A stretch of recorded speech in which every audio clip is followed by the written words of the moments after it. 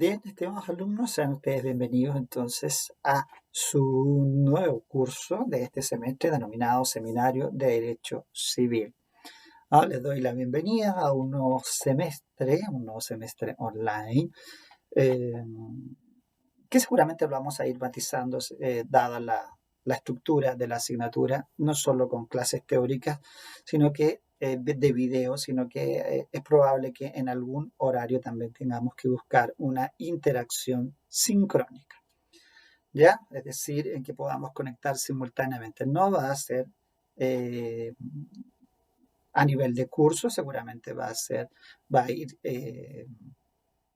modificándose en cuanto a la cantidad de alumnos que participen de esa segunda parte, que va a ser la parte sincrónica y en la que tengamos una interacción.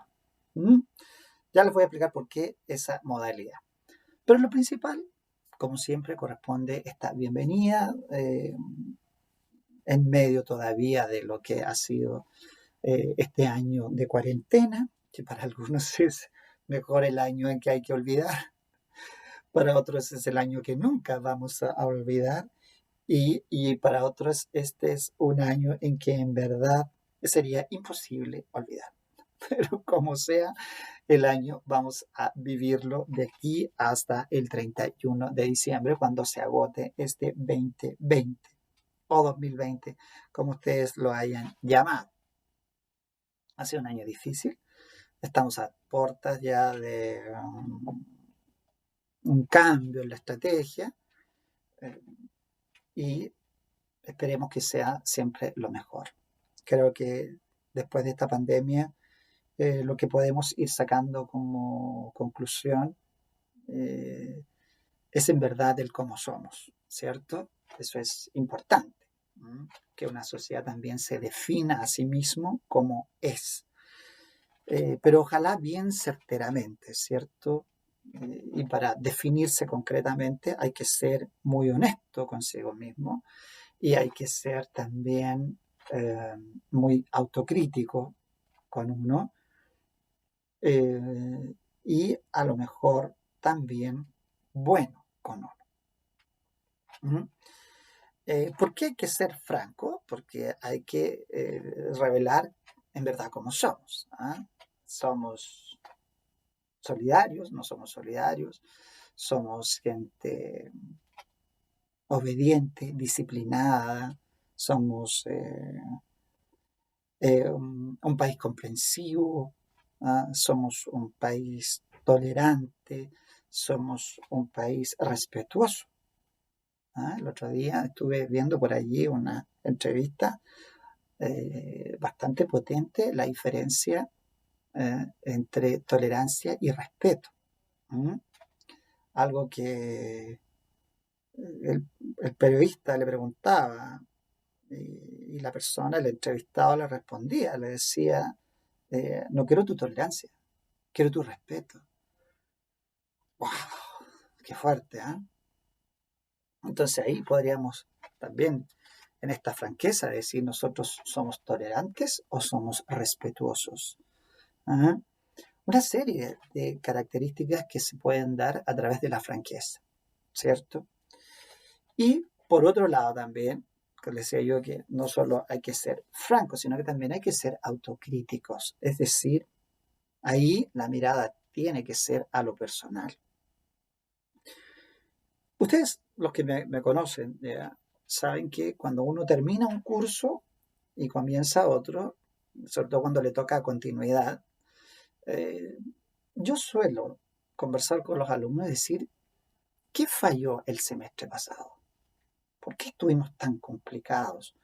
¿Por qué llegamos estudiando muy apurados?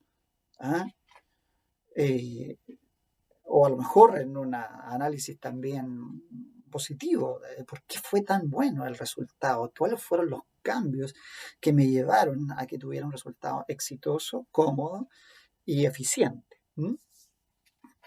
Porque se han dado resultados exitosos en el último tiempo, pero no guardan relación con la eficacia. Cuando hablo de eficacia en materia de educación, hablo de resultados de aprendizaje, que haya existido resultados de aprendizaje. Entonces, cuando uno es autocrítico en ese instante, dice, bueno, me farrié el primer tiempo, no estudié cuando debía, perdí la primera solemne, eh, me desequilibré en la parte trabajo-estudio, sabiendo que en el caso de ustedes tienen un equilibrio muy precario. Entonces, ¿por qué? Porque tienen un tiempo acotado para el estudio. El otro tiempo está dedicado al trabajo, ¿cierto? Y como está la situación, tenemos que cuidar nuestro trabajo por la misma razón.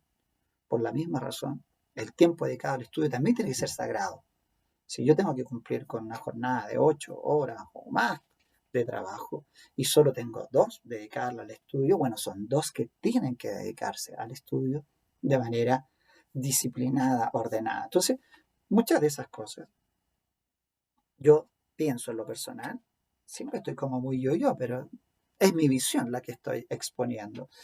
Eh, siento que esta teoría de los ingenieros que me gusta mucho, del ensayo y error, es lo único que puede ayudar a corregir. ¿Ah? Me equivoqué, analizo el error, analizo la equivocación, veo en qué fallé y avanzo. En derecho, y yo diría, no sé si por personalidad, solemos hacer algo que es muy distinto. Aquí este juez era muy malo. No, es que esta sala de la corte era muy pro X. No, es que la Suprema tiene este problema. O sea, nunca soy el problema. Nunca. Siempre o es el juez, o es el abogado de la contraparte, o es la corte, o es la Suprema, pero nunca soy yo. El último caso es la ley, la mala, pero nunca yo. Eso le falta mucho a nuestra educación en derecho. El ser autocrítica. Por eso aquí el análisis no solo mío, es de ustedes y mío. ¿Ah? ¿En qué fallé? Por eso, al terminar los cursos anteriores, uno pregunta. Y dice la reflexión, se señala, pude haberlo hecho mejor. Pudo ser de manera diferente el planteamiento de la clase, del sistema online, de los sistemas asincrónicos. Pudo ser mejor. Claro que pudo ser mejor. Pudo ser mejor. Y ese es el problema. Que en el pudo ser hubo errores que hoy día tienen consecuencias. El día en que yo no aporté, el día en que yo mi clase no la hice con la suficiente claridad, cuando no planteé correctamente los objetivos, cuando en vez de los instrumentos de evaluación pude haber diseñado otro diferente, ese día el alumno perdió y perdió gracias a mí. Entonces tengo que hacer esa autocrítica. Tengo que saber que en definitiva las cosas no solo fallan porque hay un contexto en el que se inserta un hecho, ¿cierto? Sino porque el sujeto que interviene en el hecho ha tenido también parte de esa responsabilidad en la configuración. Por eso es tan importante cuando uno analiza en el acto jurídico la voluntad, porque ¿qué es el motor de arranque? Es el motor que da inicio al acto. Es uno el que decide. Y como uno decide, uno es el único responsable en ese punto, en ese inicio, en ese comenzar. ¿Mm? Si esto yo no lo hubiese decidido, esto nada habría pasado. En este minuto, por ejemplo, antes de esta clase, tuve una reunión con un cliente.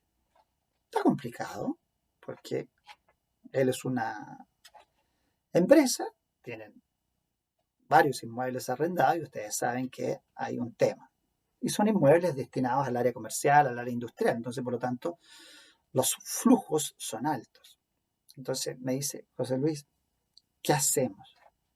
Hablo con el gerente y me dice, yo estoy un poco cansado, estoy un poco enfermo.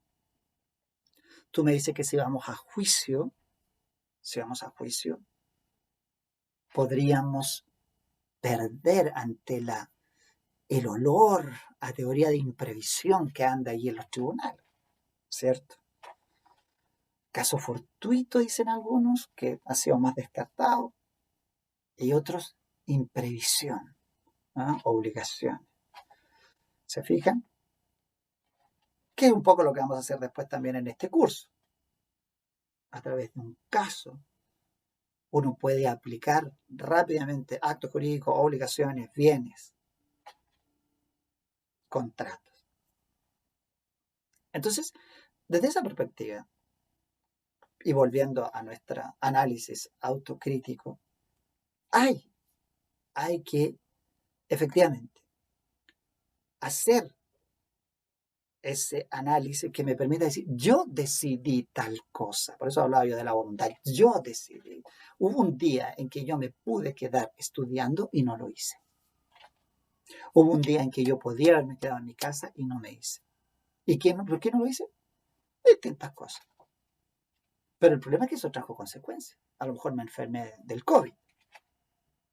A lo mejor perdí la primera solemne y me dificultó la segunda y en el examen casi paso peligro.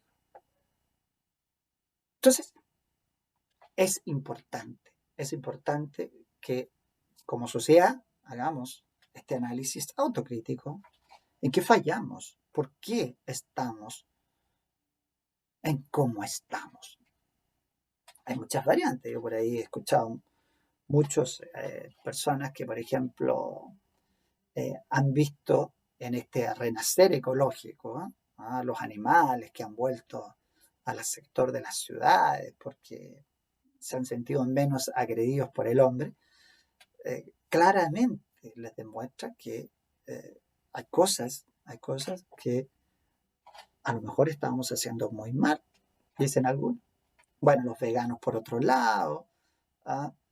El feminismo, que es una corriente que ya se empieza a imponer en el lenguaje, se empieza a imponer en el respeto hacia las personas. ¿Cuánto aumentó la violencia intrafamiliar durante la pandemia? ¿Qué tan honestos somos los chilenos en ese sentido? Los memes, fuera de hacernos reír, deben también inducirnos una reflexión. ¿Cómo somos sociológicamente? Yo vi mucho machismo todavía. ¿Ah?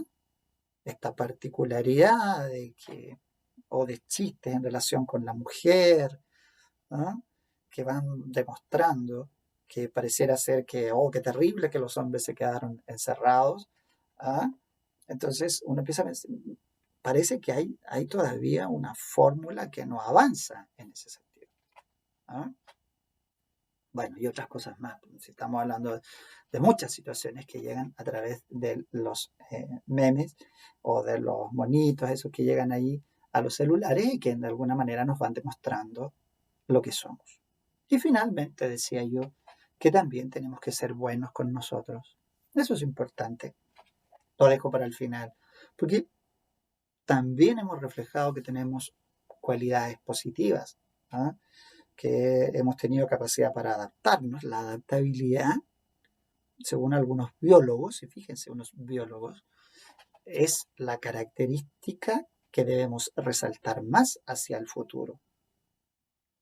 ¿Ah? Esta capacidad para rápidamente amoldarse a una situación nueva. Por lo tanto, todos aquellos que de alguna manera internalizaron la pandemia, la transformaron en un hecho que de alguna manera los catapultó hacia algún escenario progresista, un escenario de emprendimiento, de realidad interior, de cercanías con la familia, una serie de cosas que la internalizaron. Bueno, esa es una tremenda característica, ¿cierto? El adaptarse. Por ahí podría uno llegar a decir que es esto de la resiliencia, que es un término que han usado mucho, eh, es bueno, es decir, me pegan el golpe, pero soy capaz de expandirme nuevamente y volver a ser quien era. Y ahí está, ¿cierto? Ese ser quien era, me gustaba ese que era. Si me gustaba, bueno, adelante, sigamos. Si no, bueno, es el momento, ¿cierto? Es el momento. Así que ser bueno también con uno, hacer ese análisis, decir qué cosas buenas han despertado este periodo como chilenos que estamos viendo. Y a lo mejor alguno de ustedes se entusiasma y lo escribe, lo transforma en un ensayo, lo transforma en un artículo. ¿Cómo seremos los chilenos post-pandemia. Llevándolo a nuestro, ¿cómo seremos los abogados, las abogadas en el futuro? ¿Mm? ¿Qué es lo que nos espera? ¿Fuimos colaboradores durante este periodo? ¿Fuimos parte de la solución? ¿Fuimos parte del problema? ¿O no fuimos nada? ¿Ah? ¿O no fuimos nada? Es una reflexión que tenemos que hacer. ¿Ah? Hay cambios que se están produciendo, sobre todo en el sistema online, en las audiencias en línea, la tramitación en línea, esta especie de, lo vamos a decir de una manera un poco fría, no sé si es el término correcto, pero un poco deshumanizar la relación del abogado con su medio, del abogado con su medio. ¿Cuál es el medio que tiene el profesional de las leyes? El tribunal, la corte, las notarías, los archivos, la reunión con sus clientes. Hay una serie de lugares que comparte el profesional, ¿ah?, en los cuales interactúa. Bueno, eso se está produciendo un cambio. Y nosotros, por ejemplo, a lo largo de este curso vamos a tener que también ir internalizando esos cambios.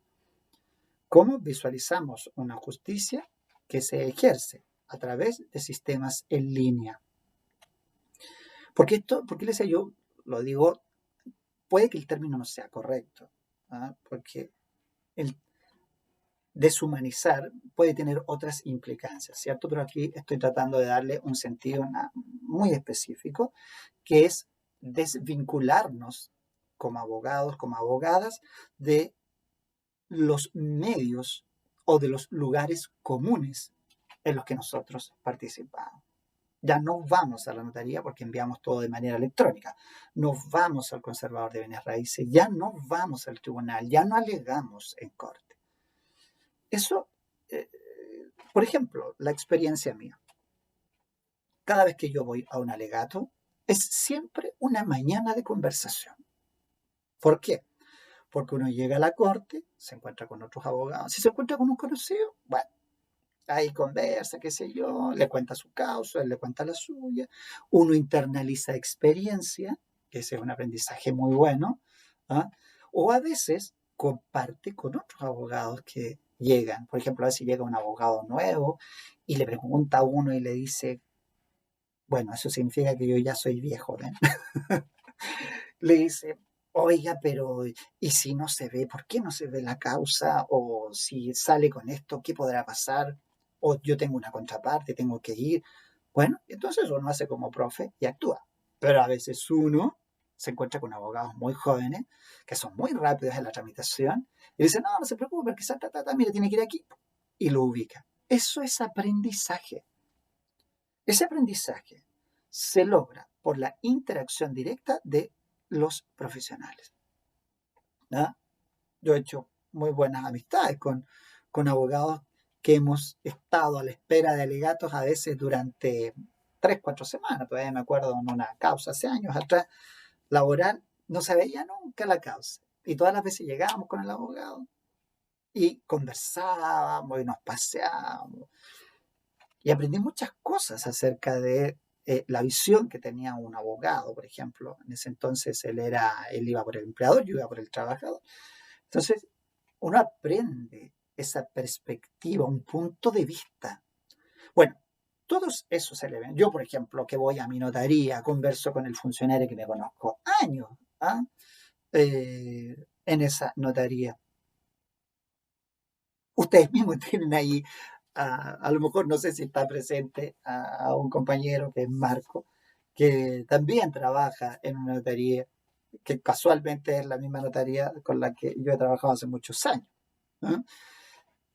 Y entonces uno dice, ¿qué sucede en estos casos? Bueno, uno conversa con su gente, ¿cómo está? ¿Cómo está? Yo, a la persona con la que trabajo en la notaría, conozco a su señora, conozco a sus hijos, ¿ah? Cuando los hijos llegaron a la decisión de la universidad, fueron a mi oficina, me preguntaron orientación.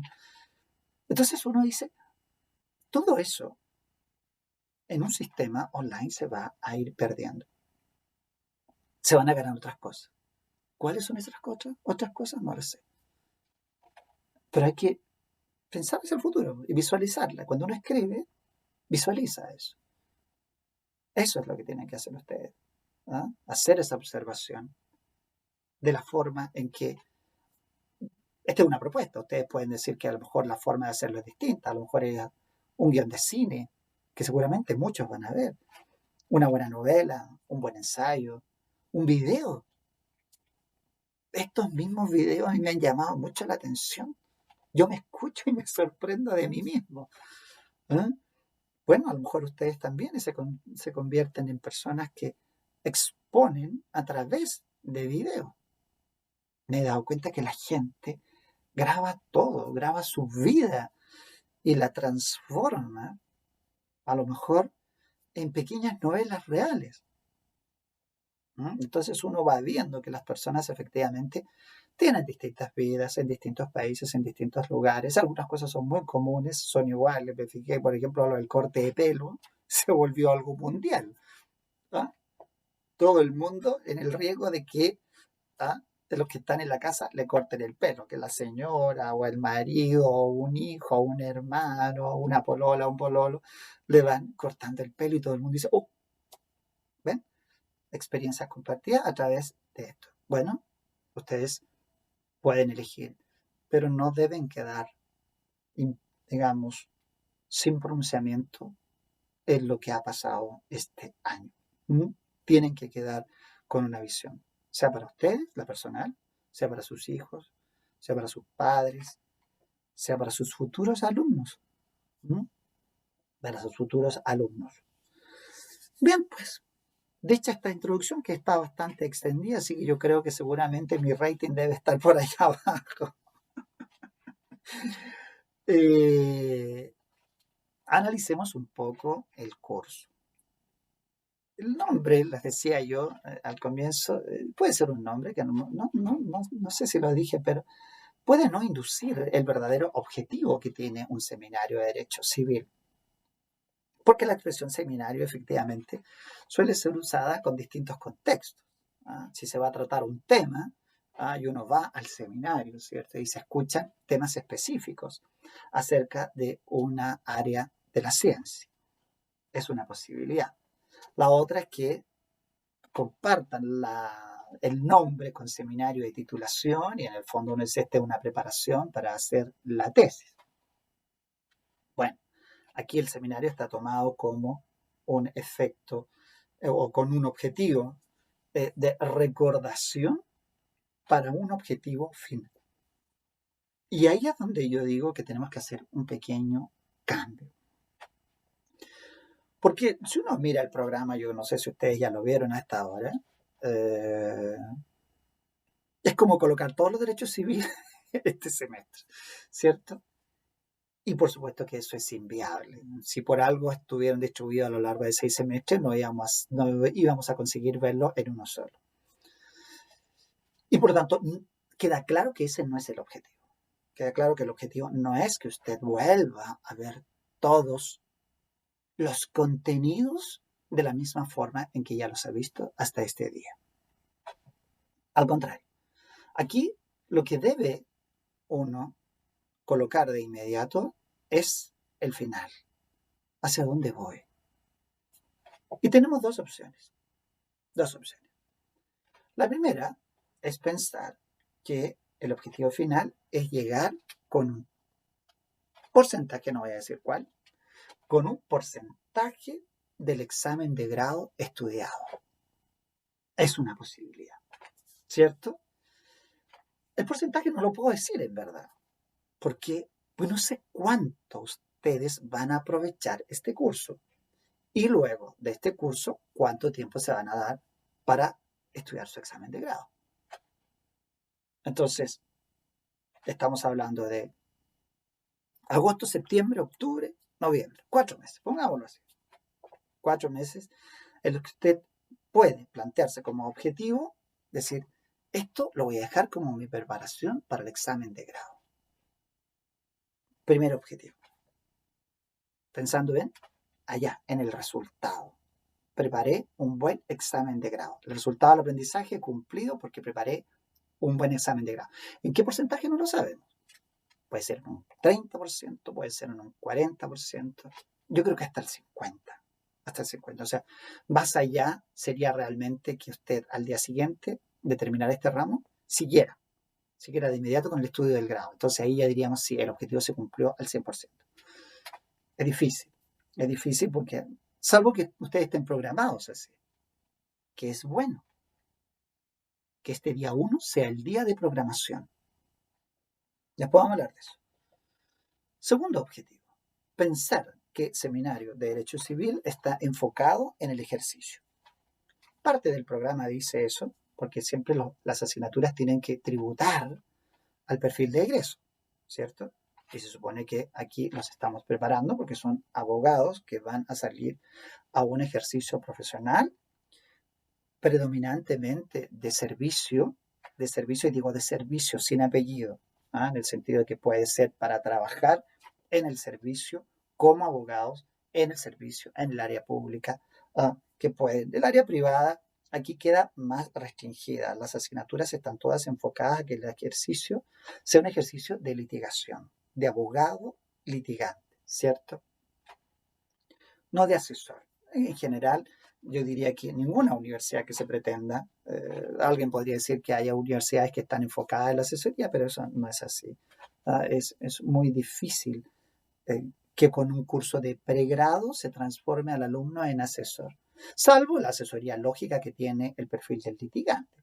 Cuando viene el cliente y a uno le pregunta, mira, ¿qué alternativa? Uno dice, mira, estos son los consejos que yo te puedo dar. Pero el abogado asesor en verdad está pensado desde otra perspectiva. Y no es una perspectiva, a mi juicio, de pregrado, es una alternativa de pregrado, de posgrado.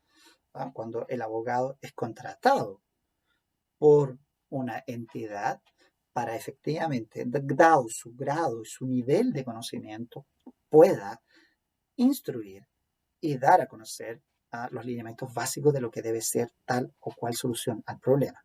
Eso no es el objetivo en general de las carreras de pregrado, ya que en ninguna de las universidades. Así que eh, esa asesoría, que es como se entiende la asesoría allá afuera, es distinto del consejo, que es lo que nosotros cuando llega el cliente le dice, ¿sabes qué? Mira, en verdad yo creo que lo que podemos hacer es esto o esto.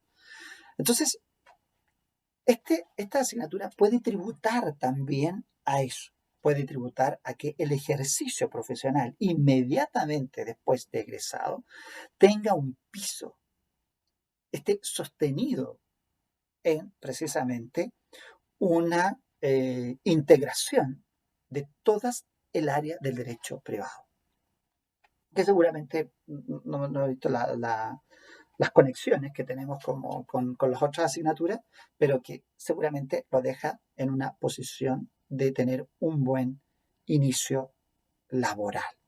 Eso es muy bueno. Yo lo miro como experiencia de estudiar el examen de grado y luego empezar a hacer ejercicio, porque uno tiene los conocimientos absolutamente ahí, un poquito más en la superficie, ¿no? Están en la memoria reciente, que no es lo ideal. La memoria reciente no es lo ideal. Recuerden que la memoria que nosotros necesitamos es la memoria dura, esos conocimientos que están internalizados para la vida.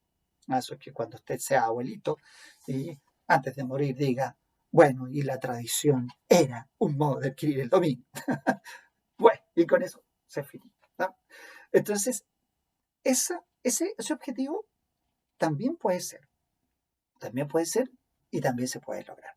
Entonces, si lo pensamos así, objetivo grado, objetivo buena preparación inicial para el ejercicio profesional, creo que podemos dar o podemos entender la claridad ahora de la metodología. Es decir, ¿cómo llegamos a ese resultado? Obvio que no llegamos repasando cada uno de los manuales de principio al fin. Imposible. ¿Cuál es mi idea? Que quiero transmitirla para que ustedes también vayamos conectados en esto. Recuerden que la clase aquí es una cosa integrada, ustedes y yo. Las grandes preguntas. Eso le llamo yo. las grandes preguntas. Cada contenido que ustedes vieron a lo largo de su derecho civil tiene grandes preguntas. ¿Ah?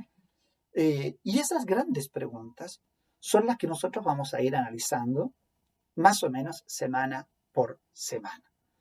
De esa manera podemos visualizar un gran campo del derecho porque vamos a ir de alguna manera diseñando las preguntas que nos permitan interactuar primero con el contenido que estamos viendo, por ejemplo, una pregunta de acto jurídico, pero una pregunta de acto jurídico que después nos va a conectar con bienes, con obligaciones, con contratos, con familia y con sucesorio. Porque si hay algo para lo que puede servir el curso, es que a las casillas del derecho civil le vamos a quitar los márgenes y vamos a dejar que todo difunda. ¿Mm? Uno llega a estudiar esto siempre a través de diversas casillas, ¿cierto? Y uno dice derecho civil del acto jurídico, después dice bienes,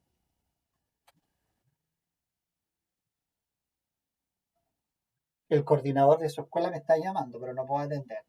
Luego tiene obligaciones, ¿m? Contratos,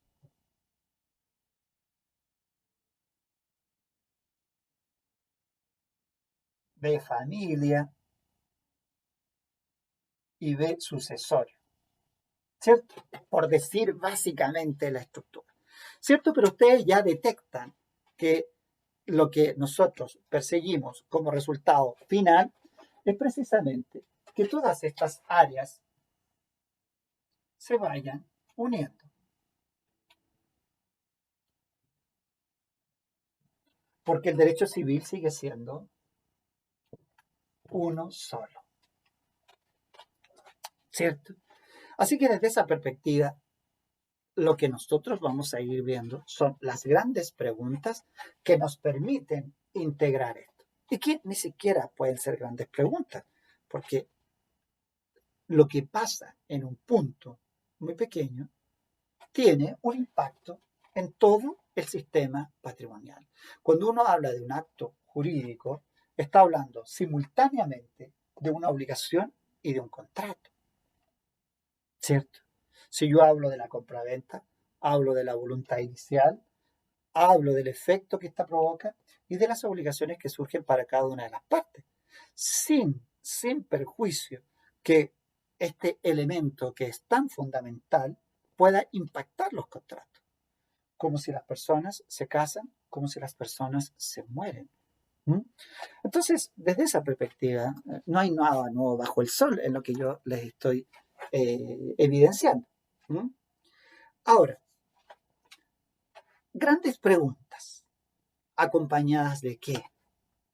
De casos. Creo, en mi experiencia, que esta asignatura, la mejor manera de llevarla es así. Preguntas y casos, preguntas y casos. Porque es la dinámica del examen de grado también, ¿cierto? Usted se sienta al examen de grado y puede haber un profesor a través del cual interactúen de inmediato con una pregunta y alguien le va a decir, ¿qué es la tradición? Y usted tendrá que dar una definición. Pero seguramente dentro de la conversación del examen suele uno por lenguaje decir, a ver, pero si por ejemplo yo te estoy vendiendo, ¿qué está haciendo? Uno está introduciendo el caso. Otros dirían, está introduciendo un problema. Esas son fórmulas, no tienen que aprender eso usted en términos de alumnos de derecho. Si fueran alumnos de pedagogía, claramente tendrían que saber cuál es la diferencia entre un caso y un problema. Pues son dos cosas diferentes. El caso siempre es real. El problema puede ser perfectamente inventado. Algunos creen que es lo mismo, pero no es lo mismo. No es lo mismo. El caso siempre, la metodología de análisis de casos partió precisamente en el sistema anglosajón, en la universidad muy típicamente yankee, donde el estudiante de derecho era instruido en casos. Así se aprende el derecho. Esa es una fórmula que en el último tiempo han tratado de introducirla mucho en nuestro sistema. Si yo les preguntara hoy día, por ejemplo, ¿cuál fue el problema en el caso de Anglo American con Codelco? Entonces alguien tendría que levantar la mano y me diría, el derecho de opción que tenía Codelco. ¡Ah, qué interesante! ¿Y eso dónde usted lo conoció? Le podría decir yo, por ejemplo. Profesor, es que en la tesis, precisamente, de los contratos, el primer contrato que puede existir es el contrato preparatorio. Y dentro de los contratos preparatorios está la opción, aparte de la promesa y aparte del compromiso, como algunas fórmulas de contratos preparatorios. Entonces, a partir del caso Anglo American con Codelco, el alumno me razona en contrato, pero a la vez en obligaciones. ¿Eh? Porque, e incluso en el acto jurídico, porque el problema que tuvo Chile en ese caso fue precisamente una redacción de las voluntades. ¿Ven? Eso es un caso. Si yo les preguntara, por ejemplo, eh, a qué contenido o alude o cuál fue el problema que se presentó en el, voy a inventar los personajes. En este caso, bueno, no recuerdo muy bien el apellido de la persona, pero es un caso que llevó a la Corte Suprema, que llegó a la Corte Suprema. El caso de Pérez con Clínica Las Condes, por inventar. No estoy inventando, porque el caso es real, lo que pasa es que no recuerdo el apellido.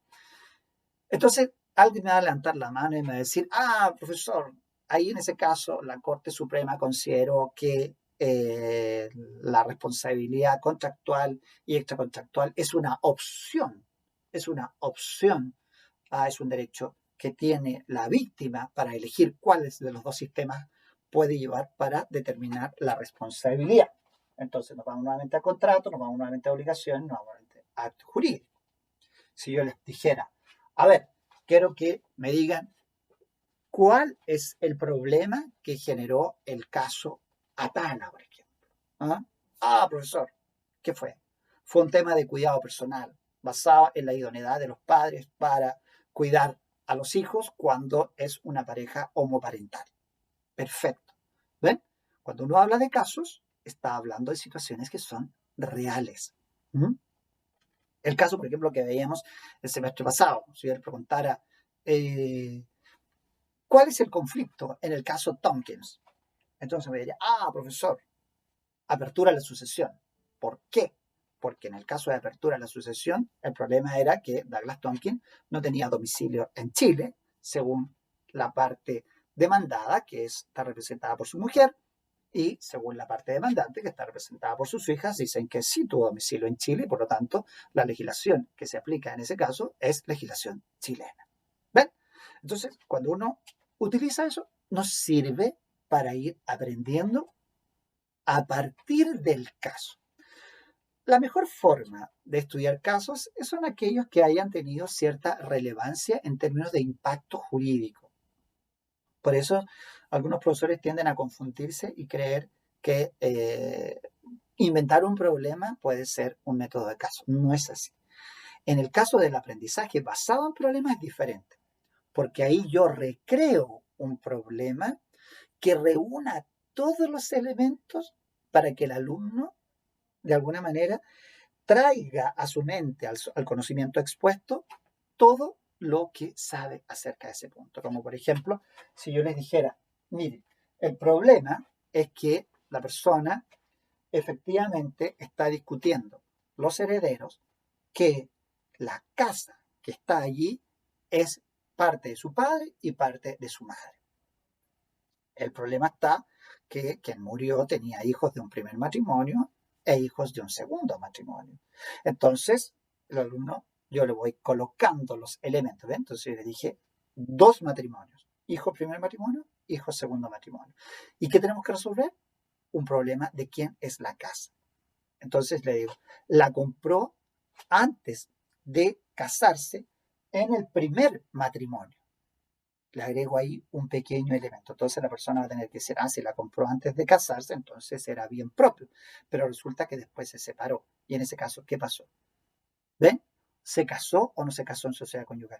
Y voy incorporando elementos que a ustedes les permitan ir jugando con las distintas contenidos que yo quiero que se apliquen.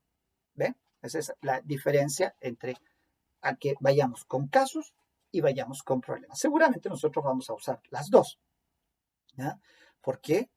Porque eso nos sirve para dos cosas. Primero, porque cuando usted se siente allí a dar su examen de grado, no sabemos primero qué profesor lo va a interrogar. Y sabemos además que son tres áreas: procesal, constitucional y civil, ¿cierto?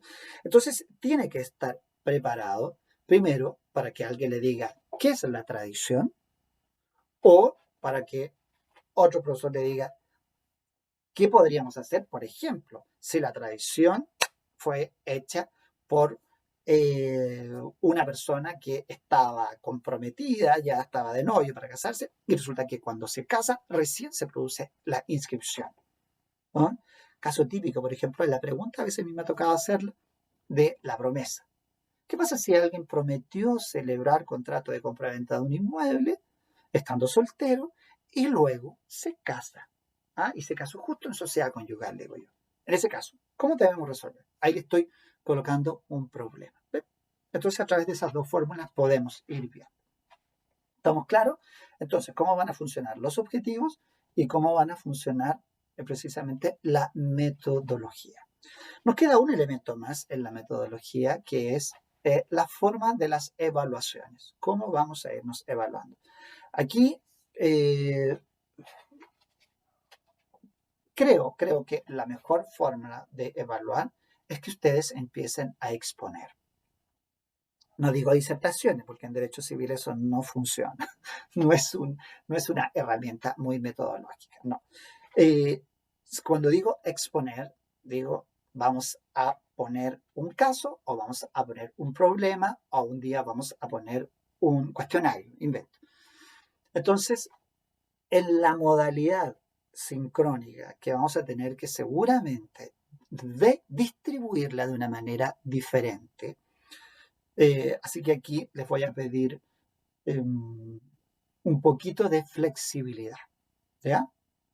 Porque puede que un día la hagamos después de la hora de clases, o puede que un día la hagamos, por ejemplo, un sábado en la mañana. Podría ser eventualmente, o si alguien tiene un tiempo, los jueves en la tarde, por ejemplo. En fin, ¿por qué? Porque técnicamente ya me he dado cuenta que estos sistemas sincrónicos permiten simultáneamente 4 imágenes en pantalla, que es como lo más cómodo. ¿Mm? Creo que estoy experimentando resequedad de mi garganta y ya no me queda tecito. Entonces, eh, ¿por qué? Porque en algún minuto lo que vamos a hacer es que yo les voy a decir, supongamos que hoy día sea un temario de preguntas en relación con el caso 1. Y ahí van a estar. Y ustedes van a decir, no, profesor, yo lo leí, en realidad este caso desprende las siguientes instituciones. Creo que aquí hubo un problema con la traición, creo que aquí hubo un problema con el matrimonio, creo que aquí hubo un problema con el testamento, y pasó tal o cual cosa. ¿Por qué? Porque la única manera de que esto en verdad constituya un estudio integrado es que usted sea el que se exprese. Los civiles ya los vio. Yo me lo sé. No todo, pero me lo sé. ¿Cierto? Por lo tanto, aquí tenemos que empezar a interactuar para yo ir viendo qué grado de desarrollo tiene, y otro elemento importante, qué grado de exposición de las instituciones fundamentales para lo cuales estudiamos las grandes preguntas usted está mostrando en el instante. Si decimos que una de las grandes preguntas de acto jurídico es, por ejemplo, ¿cuáles son los efectos que provoca la nulidad?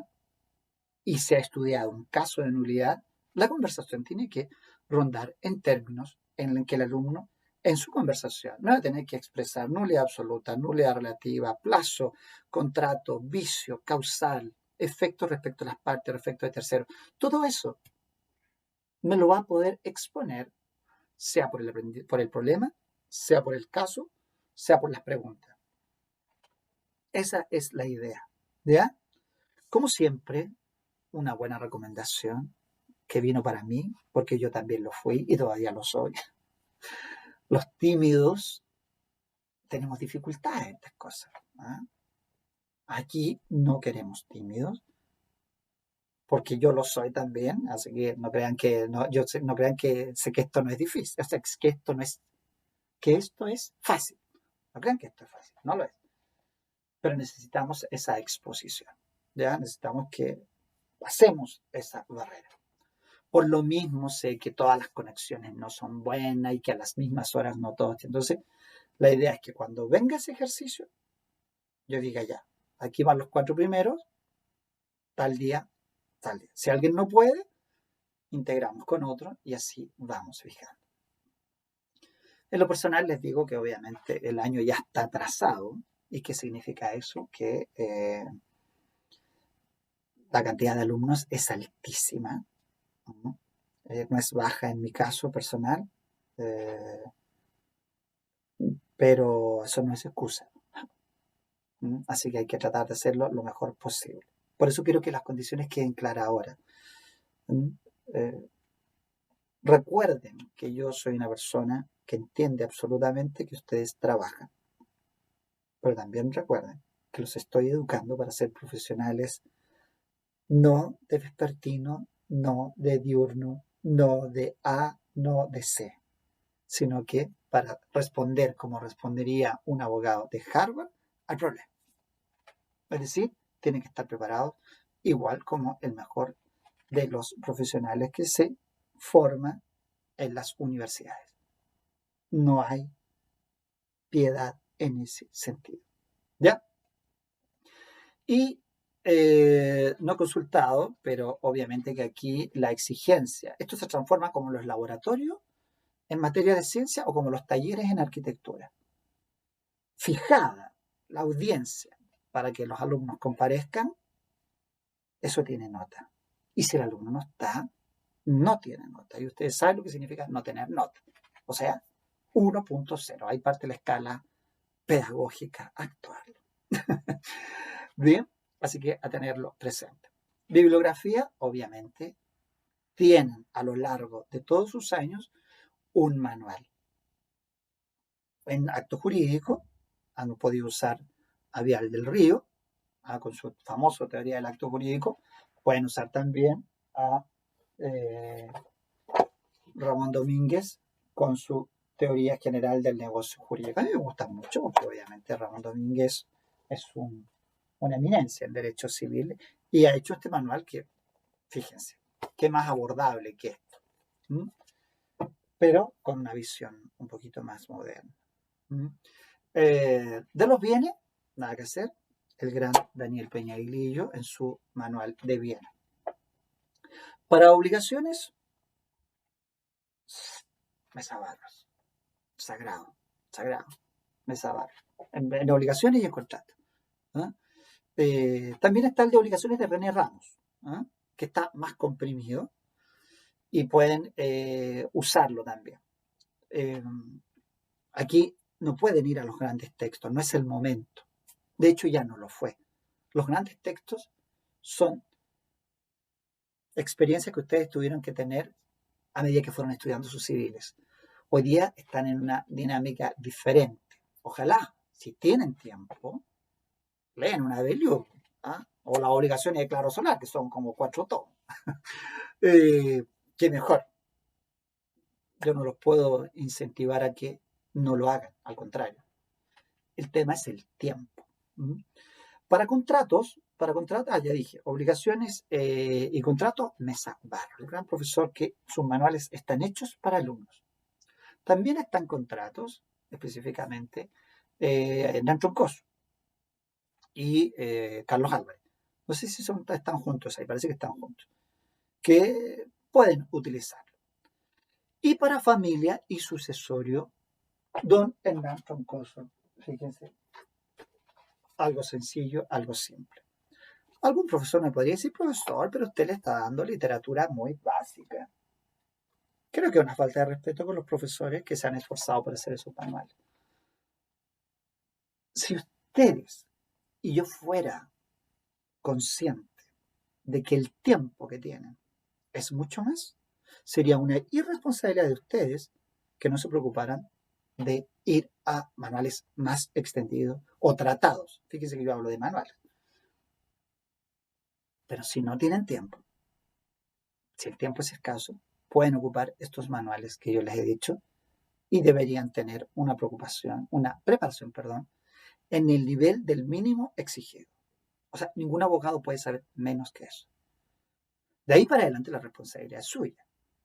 La disciplina hoy día exige, yo por ahí todavía pretendo escribir un artículo, pero me quedan como 10 días, no sé si alcanza, de preparación. ¿Qué tan preparado está uno? Uno tiene que ir ahondando en su materia. A uno le gustó civil, bueno, ahonden en civil. Le gustó bienes, pero ahonden en bienes. La riqueza, la riqueza de un buen profesional es su capacidad para prepararse. Tengo un segundo que llaman 2 veces de la coordinación. ¿Aló? Estoy justo en una clase. Pero ya le acabo de decir a los niños que ellos me están escuchando ahora, que es precisamente de la coordinación de la universidad.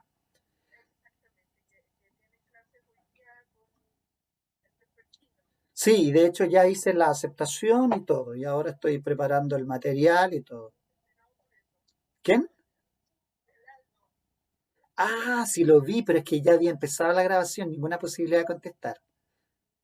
Pero como venía de la mayor, dije, no, ya dije, este es la general, así que no, ni una posibilidad.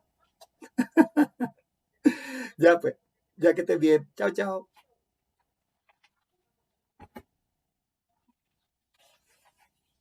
Bien, bueno, era Martita Polanco. Entonces, bueno, dijimos, tenemos la bibliografía, perdí ahí el hilo, así que si se produce una desconexión, ustedes ya saben. En esto decía yo, de estudiar y de profundizar, ¿ah? Hay una responsabilidad personal, pero también hay un tema de vocación personal. Si les gusta más algo, bueno, ahonden en eso, insistan, lean mucho. No, la profesión nuestra se construye así, estudiando mucho, mucho, mucho. ¿Mm? Bueno, creo que estamos vistos en todos los aspectos generales de la clase. ¿Ya? Así que solo desearles éxito en este curso, que lo aprovechemos muy bien y en